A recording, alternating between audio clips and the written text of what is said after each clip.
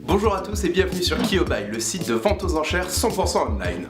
Je m'appelle Nicolas et je suis là pour vous parler de la vente Women in Urban Art organisée par Camar et Associés du 5 au 12 décembre. Comme son nom l'indique, il s'agit d'une vente qui a pour thème la place de la femme dans l'art urbain.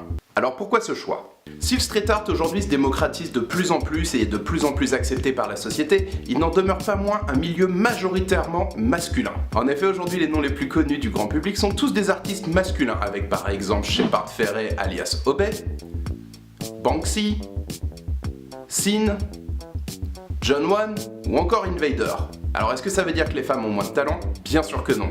Pour comprendre pourquoi il y a moins de femmes dans ce milieu, il faut se replonger dans le contexte de l'époque, au moment où ce mouvement est apparu dans les années 70-80. Avant que n'apparaisse ce qu'on appelle le street art aujourd'hui, on pratiquait le tag et le graffiti, une pratique illégale et qui l'est toujours d'ailleurs. Les terrains d'expression étant essentiellement les murs des villes et les wagons de métro qu'on allait peindre la nuit, ce sont surtout des hommes qui s'aventuraient à ça. Mais ce qui est amusant, c'est que c'est une femme qui est la première à donner ses lettres de noblesse au graffiti et au tag à travers son travail de photo. Je veux parler bien sûr de Martha Cooper, qui a été la première à montrer le travail des graffeurs comme un art en couvrant le mouvement dès le début des années 70. Alors bien sûr, il y a toujours eu des femmes dans ce milieu qui ont su s'imposer et se faire respecter de leur père. Je pense par exemple à Miss Van, ou encore Mystique et ses célèbres pochoirs pour ne parler que des françaises. Aujourd'hui, le milieu a changé, il s'est ouvert, il est de plus en plus accepté par notre société, donc de plus en plus de femmes se mettent à peindre et à coller dans la rue. Mais elles sont encore peu nombreuses en comparaison du nombre d'artistes masculins que l'on peut trouver, et c'est vraiment dommage à mon sens, car elles apportent une vraie nouvelle sensibilité sur les murs des villes.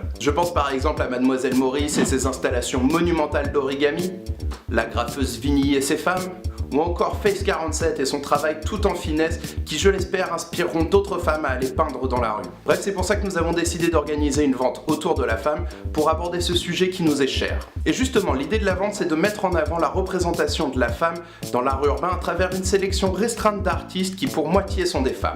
Et chaque artiste justement ici nous livre le regard qu'il porte sur la femme à travers son travail, ce qui nous permet d'avoir de nombreuses facettes représentées. Il y a par exemple ce collage très intéressant d'Anne-Laure Maison qui pose la question du rapport entre la femme et son rôle dans la société à travers le prisme de l'architecture.